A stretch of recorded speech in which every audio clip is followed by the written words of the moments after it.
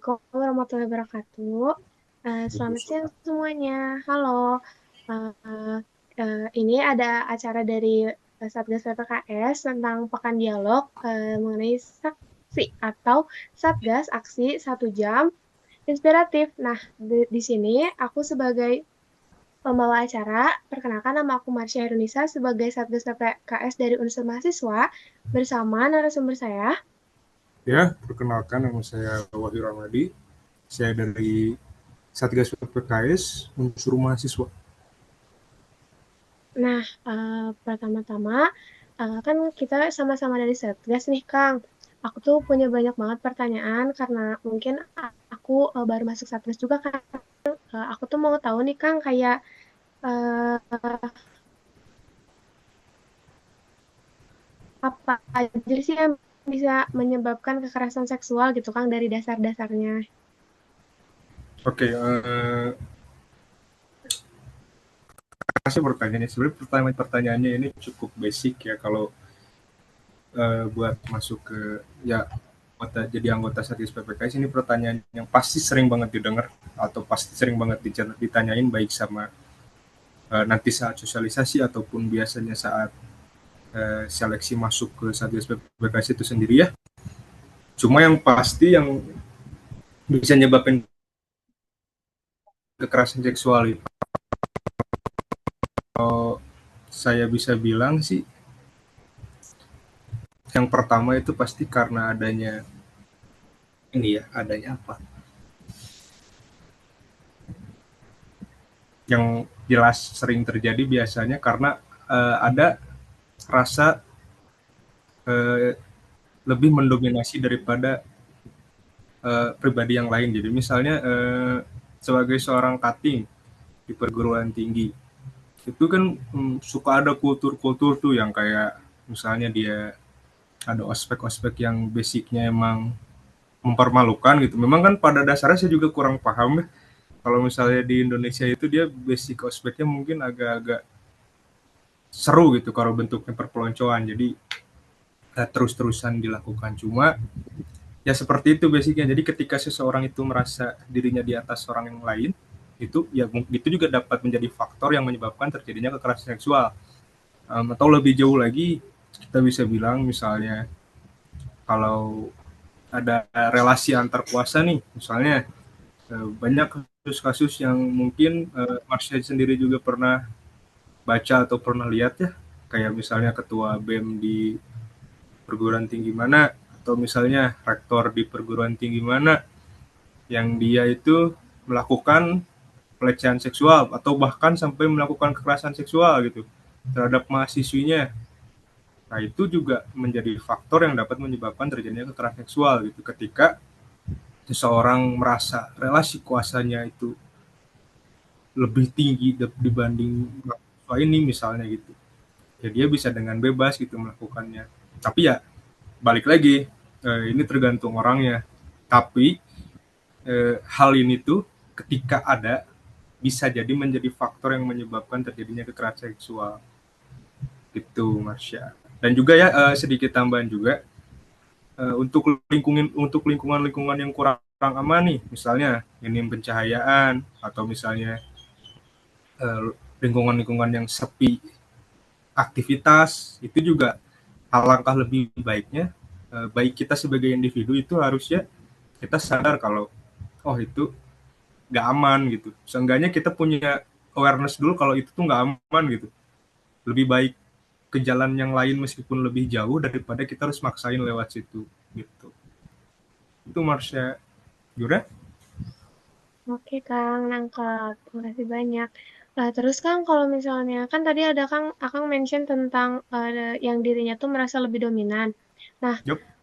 sebelum dirinya merasa dominan tuh ada nggak sih langkah preventif yang bisa si orang itu tuh ketahui biar dia tuh nggak merasa dominan dan merasa semuanya tuh sama gitu, Kang?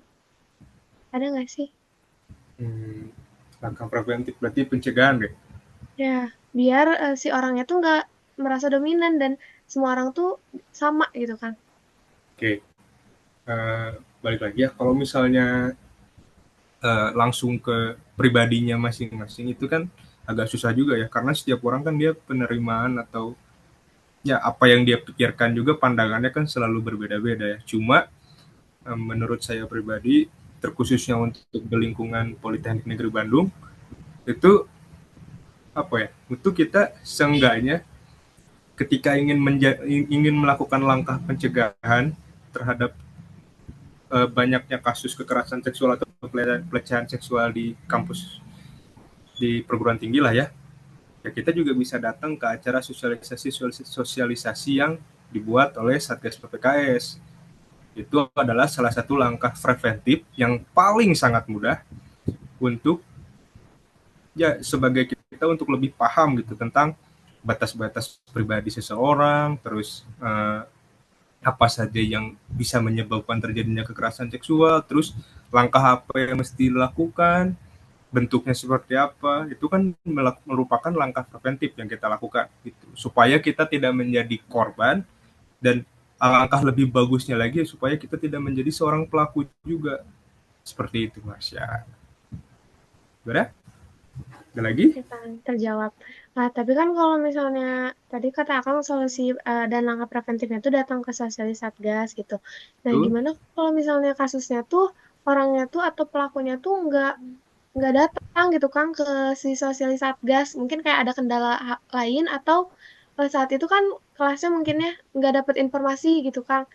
Nah, itu gimana biar si orang itu tuh tahu gitu tentang batas-batas, tentang semua yang akan tadi sebutin itu gitu. Oke. Eh, Sebenarnya kalau dari saya pribadi gitu sebagai Satgas PPKS, misal kalau ada yang nggak datang nih di acara sosialisasi, nah mungkin dari kita dari Satgas PPKS juga kita bisa melakukan koordinasi, karena kan seperti yang kita tahu pasti eh, terkhusus di Polban ya, setiap mahasiswa itu dia ada di dalam wadah juga selain jurusan, yaitu himpunan juga dan ormawa yang lain. Itu juga kita bisa lakukan koordinasi supaya tolong dong, misalnya orangnya nggak datang, kasihin ini materinya supaya dia baca-baca, atau seenggaknya juga kan kita selama nanti proses sosialisasi kan si orang yang nggak datang itu mungkin aja temannya datang, dan nanti waktu kita sosialisasi kita bilang buat kalian yang misalnya emang tidak berkenan hadir pada saat acara sosialisasi, kalian bisa ngecek di laman Instagram Satgas PPKS. Di situ kan ada tertulis tuh link tree-nya juga. Jadi bisa diakses buku sakunya, terus bisa diakses juga kayak konten-kontennya apa aja sih, ngapain aja Satgas PPKS. Nah kayak gitu Marsha, palingan juga ya. Tapi menurut saya memang kesadaran dari diri masing-masing sendiri dulu yang harus kita tumbuhkan. Karena terkadang ketika seseorang temannya juga memberitahu, nih kamu lihat ini dong, karena kamu kemarin gak datang. Tapi kadang ada juga yang orangnya, enggak, ngapain gitu, misalnya malas atau segala macam ya. Balik lagi ini tentang kesadaran diri sendiri. Mau terus-terusan ibaratnya seperti itu, atau yang mau menjadi lebih baik, itu adalah pilihan. Tapi menurut saya itu bukan pilihan, karena ya mau nggak mau ini buat kebaikan bersama ya. Jadinya kita harus sama-sama gerak bersama lah. Itu Marsha. Oke, Kang. Eh, lanjut lagi ya ke kasus yang tadi. Gimana kalau misalnya Kang kasusnya tuh, kan tadi kata Kang ada koordinasi gitu sama ketua Hmm? Ormawa kalau misalnya dia nggak dapat materi dari sosialisasi Satgas. Nah, gimana kalau kasusnya tuh ketuanya tuh kayak nggak Oh, tertarik atau kayak nggak mau nge-share gitu ke anggotanya, atau malah kan parahnya tuh si ketuanya tuh malah pelakunya itu ya. menurut Akang gimana gitu kan? Oh ya, menarik. Pertanyaan seru juga ya Marsha. Menarik. Saya jawab yang pertama dulu ya. Gimana kalau misalnya ketuanya tidak tertarik dan bahkan tidak apa ibaratnya yang nggak mau memberikan atau menyampaikan informasi dari kita gitu untuk anggota-anggotanya.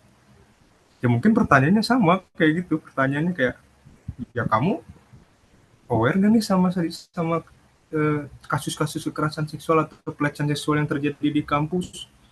Atau bahkan jangan-jangan si ketuanya juga emang dia melakukan kekerasan seksual atau pelecehan seksual, makanya dia nggak berminat, karena ketika dia dapat informasi kayak, ih apaan ini kayak nyerang gue banget gitu kan, Jadi kayak ya mungkin dia juga bisa terindikasi menjadi seorang pelaku. Dan bahkan tadi mungkin di pertanyaan kedua Marsha, gimana kalau memang ternyata kebetulan si ketua juga dia melakukan kekerasan di suatu pelecehan seksual. Nah itu kan jadi lebih mudah sebenarnya kalau menurut saya ya, itu mempermudah tugas saya sebagai satgas PPKS untuk ibaratnya apa ya, menangani kasus-kasus kekerasan suatu pelecehan seksual yang terjadi, karena ya orang itu menunjukkan gitu, dia itu mengindikasikan kalau wah ini orang nggak benar, ini orang beda sama yang lain. Ketika yang lain ingin bersama-sama mencegah terjadinya kekerasan seksual atau pelecehan seksual, kok orang ini malah seperti ogah-ogahan gitu. Ini kan harus jadi aware buat kita sebagai Satgas PPKS, karena kok beda gitu. Kenapa hal-hal yang sebenarnya nggak baik seperti ini, tapi dia nggak punya interest buat kayak bantu, seenggaknya cuma menyebarkan informasi aja gitu. Padahal itu hal yang mudah kan. Nah, terus kalau misalnya dia memang ternyata terbukti melakukan kesalahan, ya kita juga nanti ada prosedur yang sudah dijalankan, maksudnya prosedur yang sudah ditentukan dengan sesuai dengan standarnya. Jadi tetap nanti kita akan lakukan penanganan dan kita tidak langsung gegabah langsung memberikan sanksi dan segala macamnya, karena untuk kasus-kasus seperti ini kita harus tahu dulu kronologinya bagaimana, bentuknya seperti apa. Terus juga nanti kan kita harus melakukan pertimbangan kan, baik dari eh, barang bukti, keterangan saksi, juga keterangan baik dari pelaku ataupun terduga korban juga gitu kan. Jadi banyaklah ibaratnya step-step yang harus kita lewatin dulu sebelum sampai si terduga pelaku ini dia bisa ditetapkan menjadi pelaku dan dapat sanksi gitu, Marsha. Memang rumit, tapi eh, ya itu adalah hal-hal yang sangat terpuji gitu ketika kita berusaha untuk atau mengurangi bahkan menghilangkan terjadinya kasus kekerasan seksual di lingkungan perguruan tinggi. Itu gimana? Nah, kemarin kan. Nah, tadi tuh Akang tuh mention yang kayak kalau berarti ketua itu tuh kan ngasih tanda-tanda ya Kang. Nah, kita ini sebagai satgas tuh kayak apa sih yang harus kita lakuin ke ketua Ormawa itu kalau misalnya dia tuh udah nunjukin tentang indikasi dia sebagai pelaku gitu. Tapi kan kita nggak boleh berprasangka buruk gitu ya Kang ke si ketua Ormawa itu. Tapi dari dia nggak mau nge-share misalnya tentang informasi tentang satgas aja berarti itu kan salah satu indikasinya kan. Tapi apa sih yang sebenarnya harus kita lakuin gitu Kang? Kita kan nggak boleh ngira dia, oh dia nggak mau share berarti dia pelaku. Nggak bisa kayak gitu kan Kang? Menurut Akang? Ya, jangan juga kita jangan salah artikan dulu ya tadi kata-kata saya yang kalau misalnya dia nggak mau nyebarin terus dia laku nih, yang enggak juga. Jangan jangan asal ceplos kayak misalnya, lu nggak mau nyebarin, kamu pelaku kekerasan seksual ya gitu. Enggak, jangan kayak gitu juga, karena kan nah buat teman-temannya yang lain atau orang-orangnya yang lain yang udah menerima sosialisasi kan dia jadi tahu tuh gimana cara mengidentifikasi ini. Ketika misalnya si yang bersangkutan itu kelihatan tuh orangnya tuh dominatif sekali, orangnya itu dia suka sekali gitu menindas orang lain. Nah itu juga harusnya jadi awareness juga kan, maksudnya bukan berarti dia memang pelaku, mungkin mungkin saja memang basicnya dia pembuli kan, kita tidak tahu. Tapi seenggaknya kita tahu gitu, maksudnya hal-hal apa saja yang kiranya dapat menyebabkan terjadinya kekerasan seksual gitu, karena udah datang ke sosialisasi misalnya gitu. Jadi jangan diambil matang-matang ya soal tadi perkataan saya bahwa orang yang tidak aware sama hal-hal seperti ini adalah pelaku. Bisa jadi memang betul, tapi tetap harus dikaitkan dengan eh, ibaratnya dikaitkan dengan memang hal-hal yang sangat-sangat mungkin berkaitan kalau dia itu adalah seorang pelaku gitu. Jadi jangan asal ceplos ya guys ya. Karena kalau asal ceplos, misalnya kamu asal ceplos sih kamu pelaku ya, terus tiba-tiba kamu dibogem kan itu nggak enak juga ya. Gitu. Jadi kita harus sama-sama pintar lah untuk mengenali soal seseorang ini dia menjadi bisa menjadi seorang pelaku atau tidak gitu. Karena balik lagi ya guys, orang itu dia pelaku atau bukan tuh nggak pernah kelihatan. Kadang bisa bisa jadi orang yang memang covernya sangat sangat baik, bisa jadi dalam dirinya itu dia, ya maaf, pelaku kekerasan seksual gitu ya. Mungkin mungkin ada, dan saya juga tidak bisa sebutkan, tapi yang jelas don't judge book by its cover itu memang sangat-sangat harus penting untuk kita, apa ya, penting untuk kita jalani lah, karena memang kita nggak bisa ngelihat orang dari cover luarnya aja. Makanya itu kita harus indikasiin dulu apa aja hal aneh yang di orang ini teh ada gitu, dan bisa mengindikasikan terjadinya kekerasan seksual atau dia jadi pelaku pelecehan seksual seperti itu. Gimana, Marsha? Oke, Kang, nangkep. Nah, aku mau pertanyaan selanjutnya gitu ya, Kang. Gimana sih kayak sebenarnya kalau dari sosialisasi itu tuh mungkin gak sih, Kang, ada celahnya gitu, yang dimana si celah itu tuh malah bisa jadi membuka pemikiran mengenai kekerasan seksual gitu kan, ada celah kalau ada celahnya, terus atau malah kayak nepotisme PPKS itu sendiri kan ada beberapa kelas yang nggak dapat info tentang PPKS, akhirnya ada orang yang gatekeep gitu kan, kayak dia tuh si pelaku dan dia tuh nggak mau orang-orang tahu tentang PPKS itu, sebenarnya mungkin kejadian nggak sih, Kang, gitu, atau kayak eh, tindakan jahat-jahat gitu, Kang, dari si hasil sosialisasi ini tuh mungkin nggak sih ada Ya bentar. kejadian gitu, Kang? Amit-amit enggak sih. Gimana, nepotisme itu berarti kan dia jadi dari misal dia bagian dari PPKS terus dia menusuk anggota PPKS yang lain misalnya kayak gitu.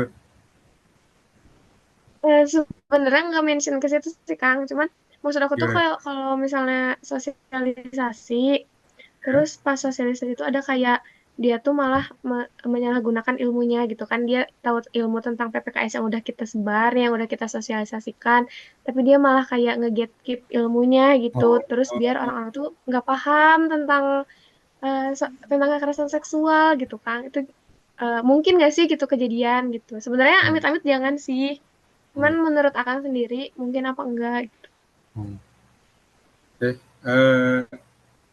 Kalau ditanya mungkin terjadi atau enggak, saya pikir sebagai seorang manusia yang punya empati, dia pasti menyebarkan informasi-informasi yang baik ya. Cuma ya balik lagi, saya juga nggak tahu pandangan orang-orang di luar sana itu seperti apa. Cuma yang jelas, kalau misal nih emang ada orang yang seperti itu, yang dia ke nge-gatekeep informasi tentang Satgas PPPS supaya orang-orang lain tidak, eh, ibaratnya nggak tahu nih, ya kan kita juga nanti misal kita juga harus tahu kan si yang orang yang nge-gap ini tuh dia punya punya maksudnya dia punya power apa, maksudnya punya power tuh apakah dia seorang ketua angkatan misalnya, ataukah dia seorang ketua himpunan misalnya, atau dia bahkan seorang tenaga pendidik ataupun dosen misalnya.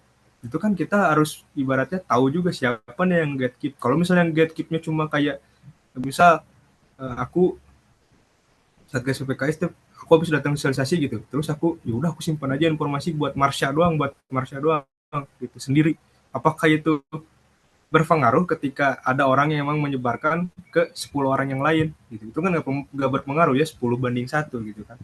Tapi ya balik lagi, kadang hal-hal yang kecil juga mungkin dia bisa menjadi sesuatu yang besar. Jadi ya, tapi kalau ditanya mungkin nggak mungkin sih, menurut saya sih kecil kemungkinannya hal itu bisa terjadi gitu. Karena balik lagi, seorang manusia kan punya empati ya, dan memang pada dasarnya dia makhluk sosial. Jadi seperti tidak mungkin dia nggak mau ngasih informasi soal hal baik seperti ini. Itu Marsha. Oke, Kang. Nah, eh, lanjut deh ya. Nah, aku tuh ada pertanyaan kayak, eh, eh, kan Akang tuh udah beberapa kali nanganin kasus, bener nggak, Kang? Kira-kira ada beberapa kasus yang udah Akang tanganin. Untuk detail lebih jelasnya kayaknya nggak bisa dikasih tahu ya. Cuma ya, Hmm. kebetulan sih saya pribadi sebagai satgas PPKS ya ada pernah beberapa kali ikut terlibat, tapi ya, hmm, hal itu terlalu tidak bisa kita keluarin juga gitu ya, nggak bisa kita jelasin juga di hal yang publik kayak gini gitu Mas ya. Paling tapi saya bisa menceritakan sedikit lah gimana proses-prosesnya kayak gitu. Mungkin bisa Boleh lanjut kan? ke pertanyaan selanjutnya. Boleh kan kalau misalnya akan ngejelasin tentang proses penyelesaian nih? Oh, oke, kita ini Biar general aja ya. Tadi juga saya sempat sempat ada, maaf ya gitu ya. Oke. Sini saya tadi kan sempat membahas juga ya di awal kalau misalnya prosedurnya seperti apa. Kayak nanti ketika kita tahu nih kita misal sebagai temannya, atau ini kita ambilnya dari perspektif satgas aja ya. Misalnya satgas itu yang pertama kali dilakuin itu kita harus dapat laporan yang jelas. Nah, laporan itu dia bisa misalnya amit-amit harusnya mau ngelapor itu bisa lewat hotline satgas yang ada di Instagram gitu. Jadi nanti si hotline satgas itu dia langsung nyampe ke satgas PKS itu sendiri informasinya. Jadi kita sebagai satgas PKS langsung dapat infonya gitu, dapat laporannya. Terus, nah cuma di situ kita tetap ibaratnya ada prosedur yang dimana kita bertanya gitu ke si terduga korbannya, kita bertanya apakah kasus ini ingin dilanjuti hingga dilakukan penanganan atau cuma sekedar ingin melapor dan mendapat konsultasi misalnya kayak gitu. Jadi kita juga harus ibaratnya tentuin dulu ini orangnya si terduga korbannya dia berkenan gak nih kalau kasusnya dilanjut sampai ke proses penanganan, karena balik lagi kasus kekerasan seksual ini bisa di apa ya, kasus kekerasan seksual ini bisa dilanjut ke proses penanganan itu ketika si terduga korban ini dia menyetujui untuk dilanjut gitu. Tapi kalau misalnya dia nggak menyetujui untuk dilanjut dan dia cuma pengen untuk konsultasi aja dan dapat ibaratnya hanya konseling saja gitu, itu nggak masalah juga gitu. Karena kita juga sifatnya nggak memaksa ya. Jadi ketika seseorang ingin melapor kepada Satgas PPKS, kita sifatnya nggak memaksa untuk orang itu eh, ibaratnya melanjutkan kasusnya ke proses penanganan gitu. Kita serahin lagi ke persetujuan si korbannya gitu. Terus kalau misalnya setuju, nanti biasanya kita ada yang namanya apa? Yang namanya BAP kalau nggak salah. Kita ada yang namanya BAP. Nanti jadi si ketika misalnya si terduga korban dia menyetujui untuk dilanjut, nanti kita lakukan BAP dulu, nanti kita panggil terduga korban untuk datang dan menjelaskan kronologinya, keterangannya bagaimana, apa yang terjadi, bentuknya seperti apa, tempatnya di mana, waktunya kapan, dan sebagainya. Dan ketika hal itu sudah selesai dilakukan, nanti si korban itu biasanya kita tawarkan, maksudnya tawarkan kayak apakah ada hal-hal lain di luar ibaratnya di luar pelaporan ini, kayak misalnya kamu ketika di luar si terduga pelakunya nih yang katanya ke si korban melakukan pelecehan seksual atau kekerasan seksual ini, ternyata kalau pas di luar itu dia ngancem sampai misalnya mau ngebunuh dan sebagainya kalau dia ngelapor. Nah, nanti dari pihak kita CBKS kita bisa bantu arahin supaya si korban ini dia dapat perlindungan dari pihak-pihak yang terkait gitu, karena kalau misalnya basicnya atau sifatnya kalau di luar sudah kriminal ya itu bukan ranah kami lagi gitu, karena mungkin ada pihak yang lebih berwenang seperti polisi dan lembaga perlindungan saksi atau korban gitu. Terus kalau misalnya nih udah clear, udah semua keterangannya udah meng-approve atau memang sudah membuktikan bahwa si terduga pelaku ini adalah adalah pelaku gitu. Nah, nanti kita langsung kita tentuin dulu ini ibaratnya sanksi rekomendasi yang pas buat si pelaku ini tuh apa gitu, sesuai dengan bentuk kekerasan yang dia lakukan dan eh, tingkat apa ya ibaratnya, tingkat berat ringannya kasus yang telah ia lakukan gitu. Terus nanti kita bakal buat rekomendasi ke pihak pimpinan perguruan tinggi, karena yang berhak menentukan sanksi terhadap si pelaku ini hanyalah pimpinan perguruan tinggi di instansi tersebut gitu. Jadi nanti ujung-ujungnya yang berhak memberikan sanksi itu adalah pimpinan perguruan tinggi atau pimpinan yang ada di suatu instansi yang di mana terjadi kekerasan seksual. Seperti itu, Marsha. Mungkin secara generalnya seperti itu, karena kalau dijelasin secara spesifiknya itu proses yang panjang sekali. Cuma seenggaknya teman-teman di sini yang nonton ini bisa tahu kalau ya proses umumnya seperti itu gitu. Ya, jadi teman-teman juga yuk kalau misalnya menjadi korban itu langsung lapor ke Satgas PPKS karena insya Allah Satgas PPKS kredibel dan juga kompatibel dalam memecahkan dan juga menangani kasus-kasus kekerasan seksual dan perguruan dan pelecehan seksual di perguruan tinggi itu teman-teman. Terus ya? Oke, Kang. Nah, Kang tadi nge-mention tentang hotline kan ya. Nah, menurut Akang sendiri gitu ya, menurut Akang tuh semua mahasiswa tuh, mahasiswa Polban gitu udah nangkep belum ya tentang hotline Satgas ini sendiri gitu. Karena kan dari lingkungan aku sendiri juga masih banyak yang apa gitu, itu tuh masih banyak yang nanya gitu. Nah, sebenarnya ada nggak sih hal yang perlu kita eh, benahi lagi gitu Kang, biar bener-bener info tentang hotline Satgas tuh rata gitu Kang. Oh iya. Paling kalau saya tuh dulu bisa saya dulu sempat ada salah satu Satgas PPKS dari unsur dosen juga ya ada Ibu Bu Juni cuma dia nggak ada cuma dia sempat bilang ke saya seperti ini waktu pas dia sosialisasi di uh, ya di jurusan saya dia bilang ada nggak sih orang yang nyimpen nomor polisi ada nggak sih orang yang nyimpen nomor ambulan atau ada nggak orang yang nyimpen nomor pemadam kebakaran di HP-nya rata-rata kebanyakan orang jawab nggak ada dong ya kan karena buat apa juga kan nyimpen toh nggak terjadi kebakaran nggak terjadi kekerasan nggak terjadi ibaratnya hal-hal yang berubah gitu ya terhadap dirinya tapi kan ini loh yang perlu kita sadari itu hal-hal preventif seperti itu yang patutnya kita lakukan gitu jadi ketika amit-amitnya terjadi kan kita udah tahu nih kita mau menghubungin kemana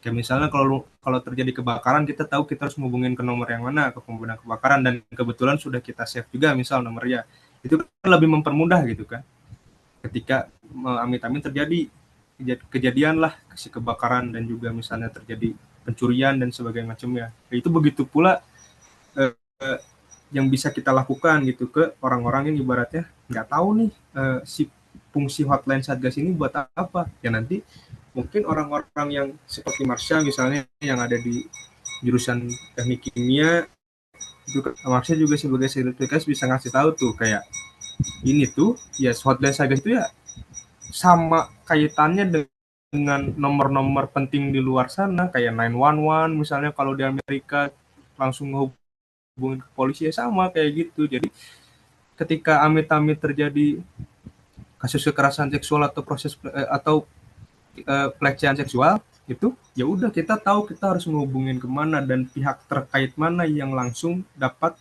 menangani laporan tersebut ya contohnya Satgas PKS gitu mas jadi ya sebenarnya balik lagi kita harus ningkatin dulu kesadaran diri masing-masing supaya ya hal-hal seperti ini tuh nggak dibawa pusing gitu tapi dipahamin ini buat apa pasti kan ada logiknya juga ketika kita bikin hotline nggak mungkin dong buat kayak pajangan doang pasti ada fungsinya gitu Marsha gimana Marsha.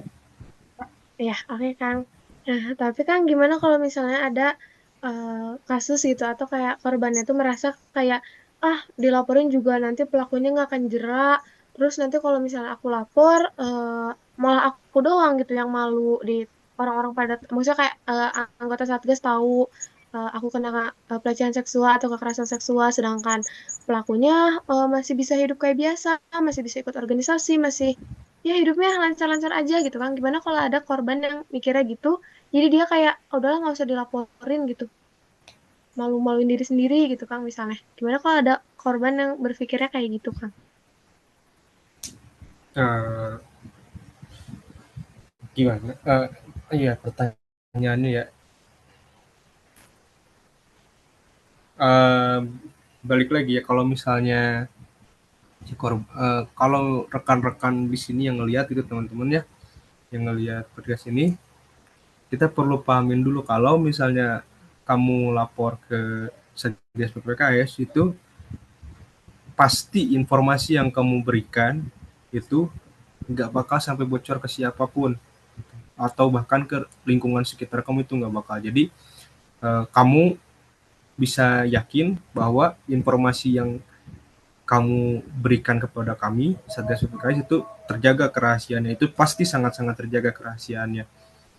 Cuma gimana nih kalau misalnya si korban atau si terduga korban ini dia ngerasa kayak udahlah mending gak dilaporin daripada nanti saya malu. Ya gimana, maksudnya kamu mau terus-terusan jadi korban atau mau dibantuin diselesain masalahnya gitu. Jadi jangan jangan juga sebagai terduga korban itu merasa hal ini tuh masih bisa ditangani sendiri atau ibaratnya masih bisa ibarat hal-hal yang ya udahlah gitu, aku simpen sendiri aja, aku udah kan nanti juga pasti hilang sendiri. Jangan kayak gitu, jangan terlalu pasrah lah bahasanya, karena eh, kita nggak tahu nih si terduga pelakunya dia batasan aksinya sampai mana gitu.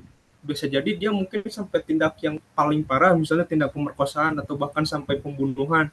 Banyak di luar sana kasus-kasus. Jadi teman-teman juga perlu lihat ya, perlu sangat-sangat perlu untuk membuka jendela di Indonesia ini khususnya, bahwa banyak kasus-kasus kekerasan seksual dan pelecehan seksual itu yang di luar nalar lah bahasanya mah, bener-bener yang kayak kok bisa gitu. Jadi jangan sampai ya teman-teman ya kayak gitu, karena ibaratnya karena nggak mau lapor terus teman-teman ya amit-amitnya malah menjadi satu satu dari berita-berita yang tidak di luar nalar seperti itu gitu. Jadi ya alangkah lebih baiknya kita laporin kalau kita jadi terduga korban.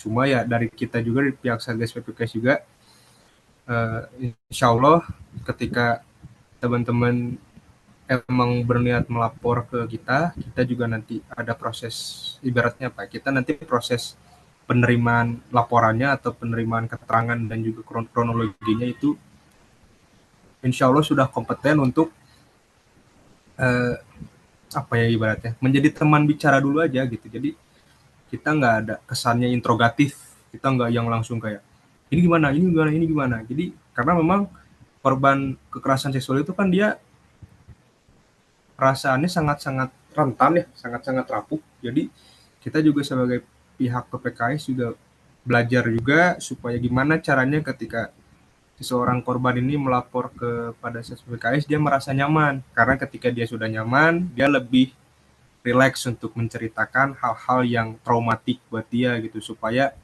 ya penanganan kasusnya bisa menjadi lebih mudah. Seperti itu, Marsha. Nah, oke Kang gitu. Gimana? Tapi kalau korbannya tuh pas cerita ke Satgas PPKS tuh dia tuh kan ada yang sedih juga sama marah gitu ya Kang. Gimana kalau misalnya si korbannya tuh dendam gitu kan ke pelaku gitu, kayak merasa pelaku tuh harus ditindak yang bener-bener bikin apa pelaku kapok gitu. Dia tuh bener-bener marah dan dendam gitu. Nah, dari Satgas sendiri tuh gimana sih biar si korbannya tuh kan merasa tenang dan merasa kayak pelaku juga bakal ditindak juga gitu. Cuman nggak bisa seenaknya gitu kan ya. Nah, gimana gitu cara kita buat nenanginnya gitu.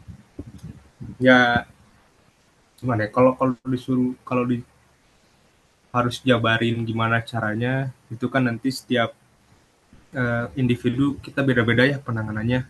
Ada yang harus gini, ada yang harus gitu. Cuma ya yang jelas kita sebagai Satgas PPKS juga mengupayakan diri kita menjadi teman cerita dulu, karena ketika kita sudah menjadi teman cerita yang baik, ya si korban ini dia bisa dengan sangat-sangat nyaman dan juga sangat-sangat tenang dalam menceritakan kronologinya seperti apa. Karena kan hal-hal itu yang traumatik ya buat dia, yang sangat berat ya. Bahkan ketika dia trigger sedikit tentang uh, kejadian-kejadian tersebut, mungkin dia ibaratnya bisa histeris, entah menangis atau entah marah gitu.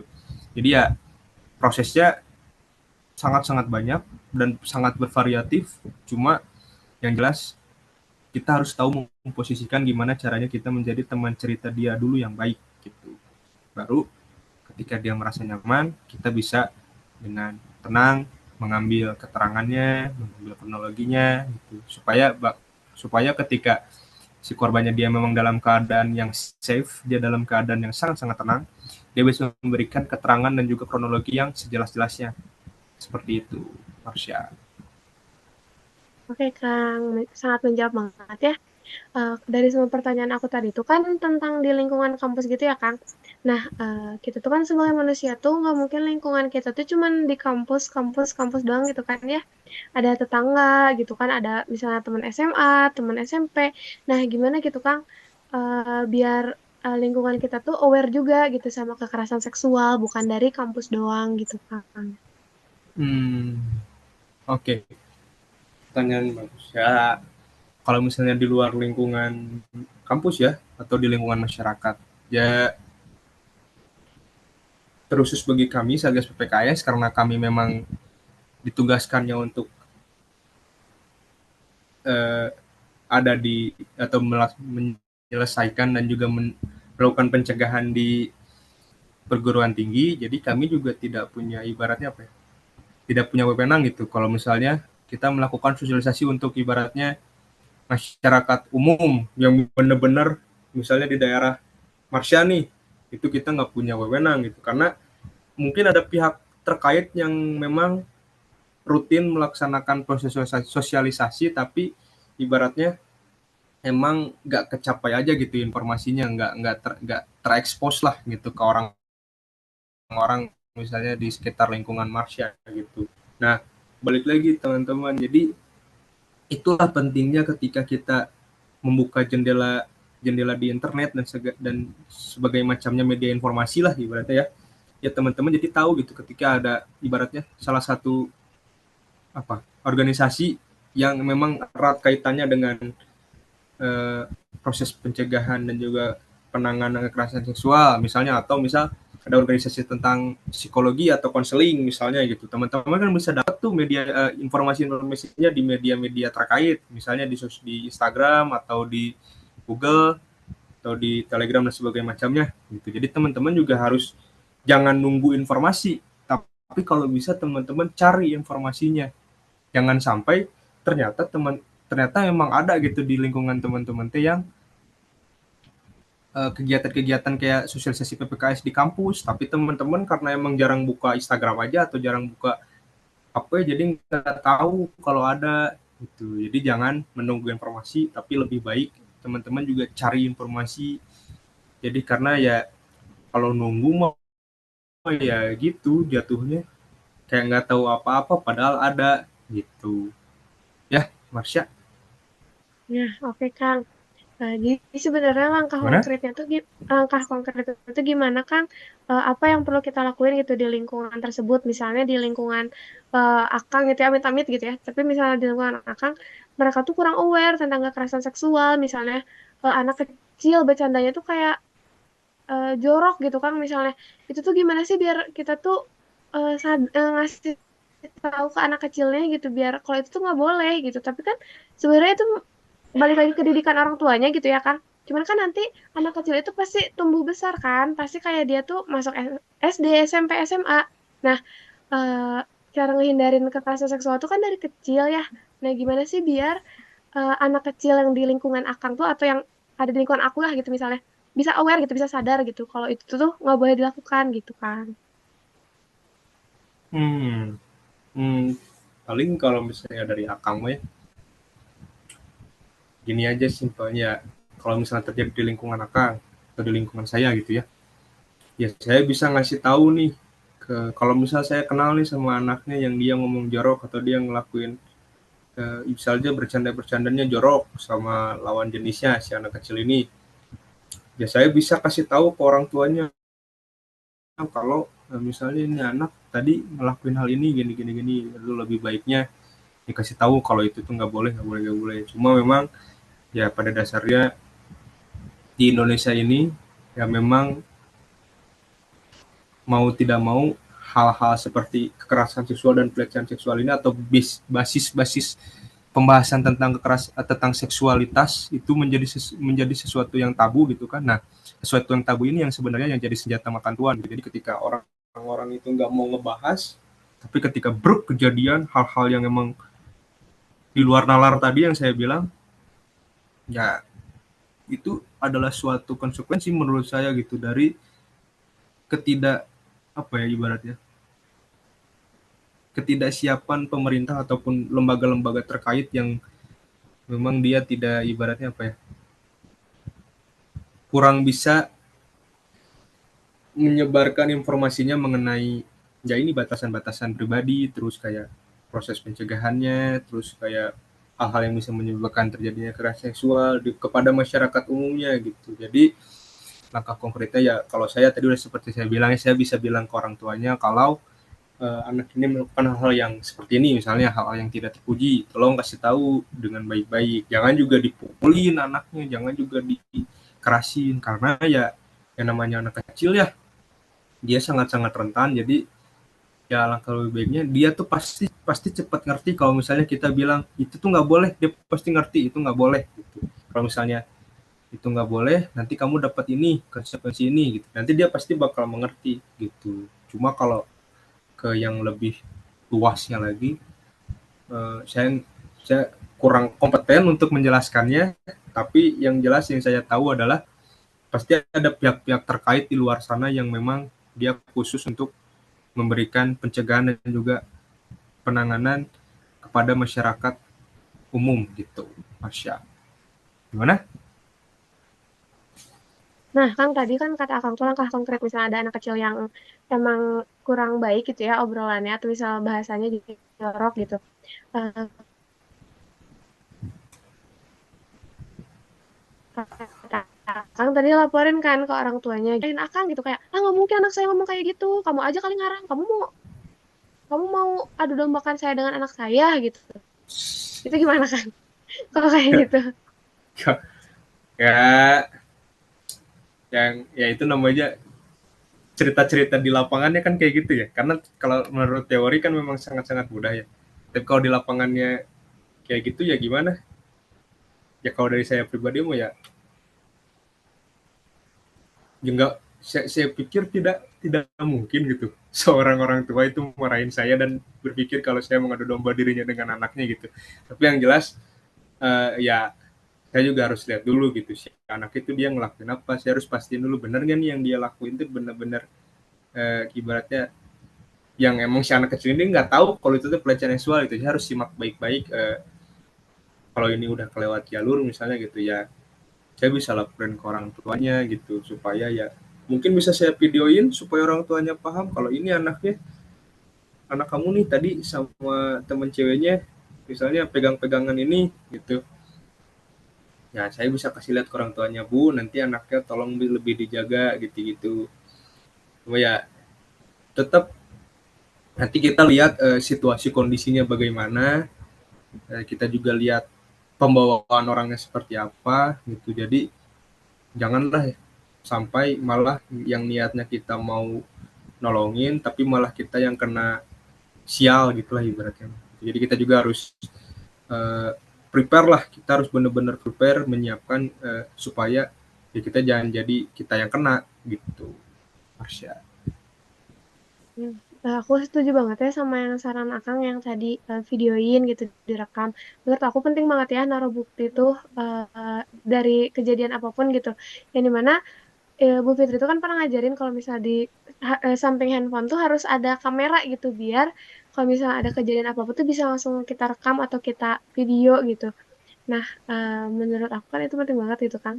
Jadi bisa bawa buktinya gitu kan ke orang tuanya.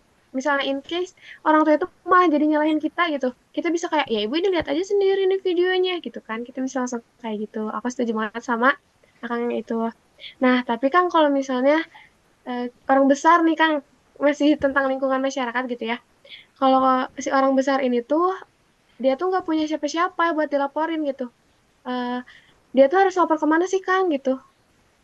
Ya gimana gitu laporinnya misalnya dia udah bukan mahasiswa gitu misalnya dia misal umurnya dia 19-an tapi dia bukan mahasiswa terus dia kena kekerasan seksual atau misal kena catcalling gitu, dia harus kemana gitu lapornya. Dia juga kan nggak mau nggak sih Kang, walaupun dia bukan mahasiswa bukan berarti dia boleh kena catcalling kan gitu. Ya, ini saya konfirmasi dulu ya. Maksudnya orang besar Marsha itu tuh orang dewasa kali ya, bukan Iya orang besar. benar-benar. Maksudnya orang dewasa ya, bukan orang besar. Ya, gimana gimana kalau ya maaf, gimana kalau misalnya si orang dewasa ini apa jadi pelaku apa jadi korban? Gimana pertanyaannya? Jadi korban. Ya Jadi kalau misalnya korban. si orang maksudnya orang dewasa itu tuh ya jadi korban. Oh, iya. Eh, ya kalau misalnya di lingkungan saya pribadi gitu, saya sebagai siswa PPKS, terus saya ngelihat ada ibaratnya tetangga saya yang emang dia sebatang kara tapi memang sudah balik atau sudah dewasa gitu, tapi ternyata dia jadi korban pelecehan dan kekerasan seksual. Ya kalau seperti itu ya lebih lebih mudah. Maksud saya lebih mudah itu dalam artinya seperti ini.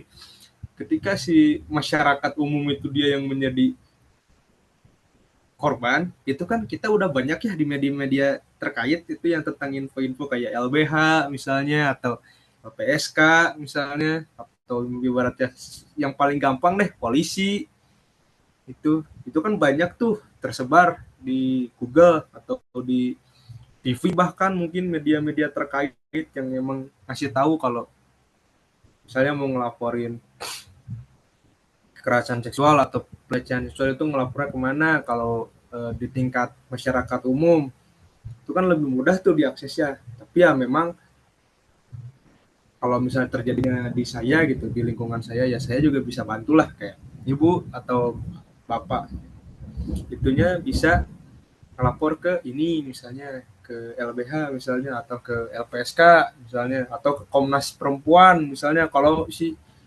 terduga korbannya dia perempuan nih misalnya, itu kan bisa tuh. Dia balik lagi ya, kita harus aware dulu, kita harus punya kesadaran diri masing-masing gitu. Jadi supaya kalau kita udah sadar ini tuh hal salah, ya mau gimana pun kondisinya kita pasti mengusahakan untuk membuat hal tersebut selesai lah, ibaratnya membuat hal tersebut menjadi hal-hal yang lebih baik lagi gitu ke depannya. Seperti itu Marsha. Jadi harus sadar ya teman-teman, harus meningkatkan kesadaran tentang kekerasan dan juga pelecehan seksual baik di lingkungan kampus ataupun di lingkungan masyarakat umum. Seperti itu. Gimana Marsha? Oke, jadi paham Kang. Terus aku tuh kan dari tadi kita bahas tuh tentang korban-korban terus ya Kang. Nah, gimana kalau misalnya tentang pelaku? Nah, pelaku tuh kasusnya tuh nih pelakunya tuh orang besar gitu Kang. Orang besar maksudnya udah dewasa gitu, orang dewasa. Nah, si pelaku ini tuh gimana sih pandangan Akang terhadap pelaku sama lingkungan pelaku gitu? Kenapa pelaku tuh udah besar, udah dewasa, tapi kelakuannya tuh masih kayak aduh nggak paham etika gitu kan, misalnya dia tuh misalnya nge-catcalling kan kadang suka ada ya di tukang ojek gitu kan, yang ngumpul tukang ojek kita lewat tuh suka kadang cewek-cewek lewat tuh kadang di cewek gitu, nah digituin gitu kan. Itu kan udah gede gitu ya, seharusnya mereka udah dewasa udah bisa nyontohin yang baik gitu. Nah, menurut Akang, pandangan Akang gimana sih gitu tentang pelaku dan lingkungan pelaku gitu kan? Hmm.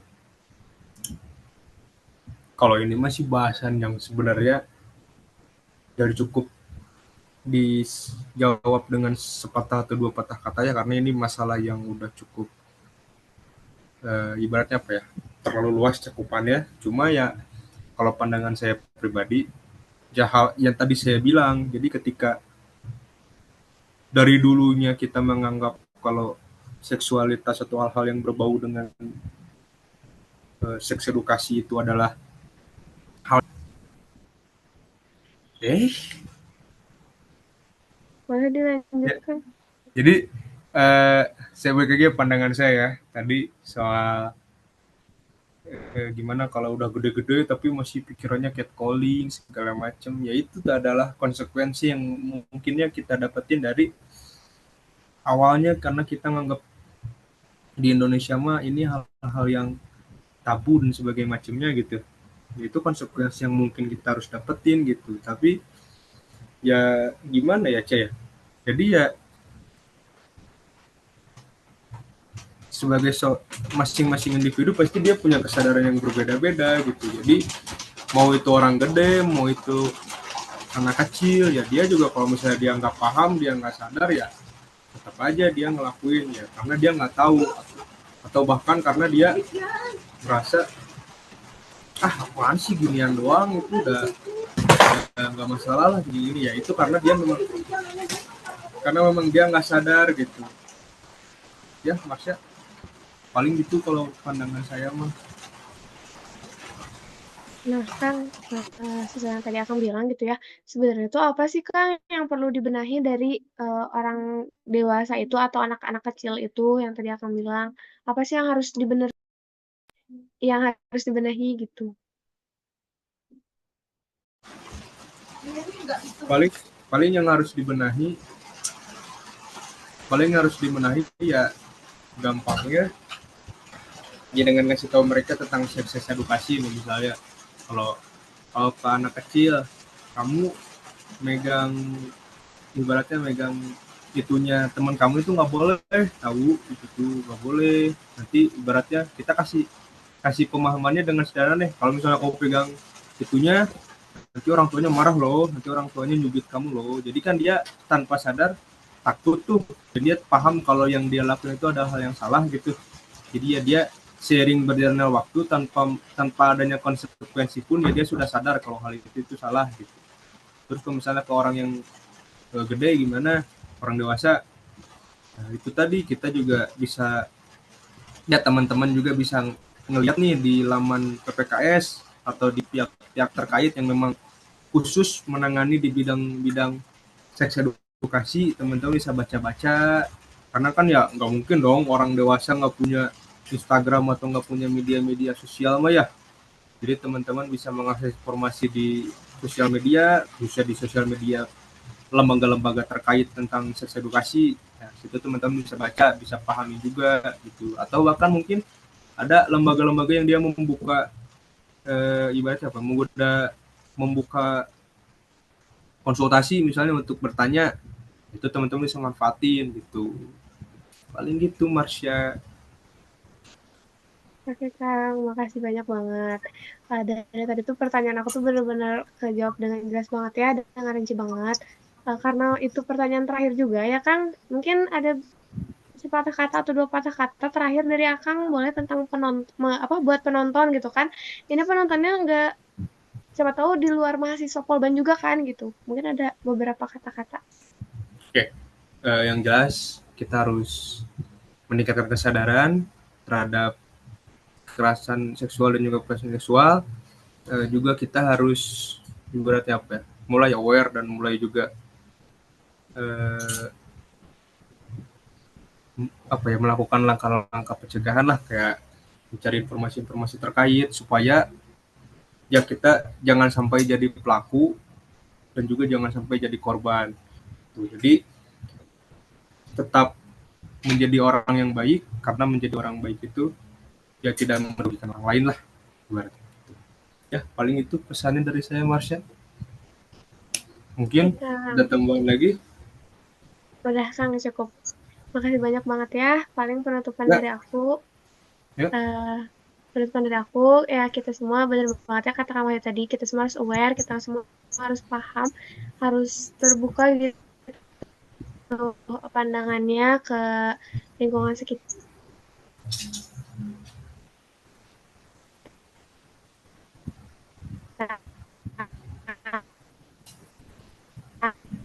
Gitu, jangan sampai kita bisa jadi korban. Ini ada tentang dialog pekan ini gitu dari acara Satgas PPKS itu sendiri.